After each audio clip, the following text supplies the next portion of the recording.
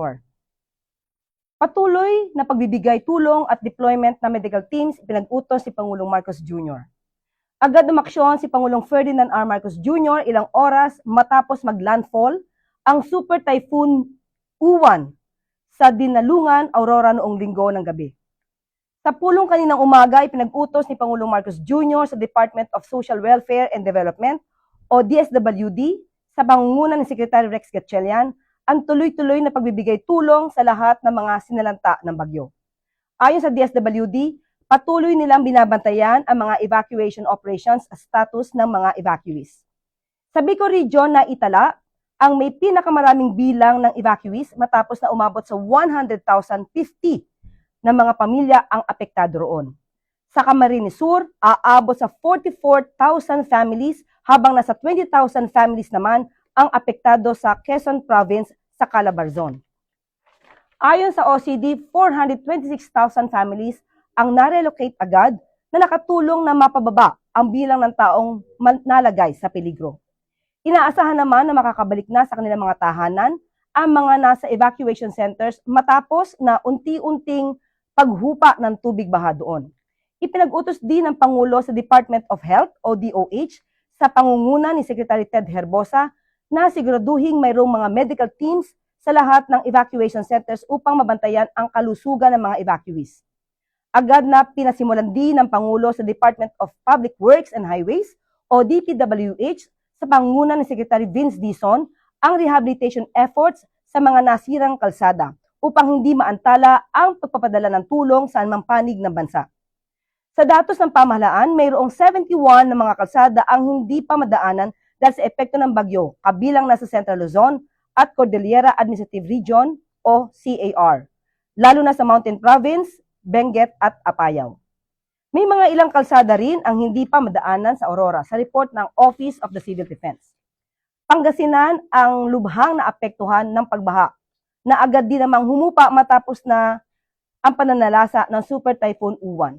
Ayon sa OCD, 4 ang naitalang nasawi dahil sa Super Typhoon Uwan, pero 2 dito ang binabalidate pa ng ahensya. Wala namang naitalang missing persons, pero nilinaw ng OCD na nagpapatuloy pa rin ang rescue operations sa Pangasinan. Ipinag-utos din ng Pangulo sa lahat ng ahensya ng pamahalaan ang walang humpay na pagbabantay sa lagay ng panahon mula ngayong araw hanggang bukas. Pinapaalalahanan din ng Pangulo ang lahat ng concerned agencies na ipagpatuloy ang rehabilitation efforts sa mga lugar na sinalanta ng Bagyong Tino at sa mga lugar na napinsala ng Super Typhoon Uwan. At mayroon din po tayo mula sa AFP.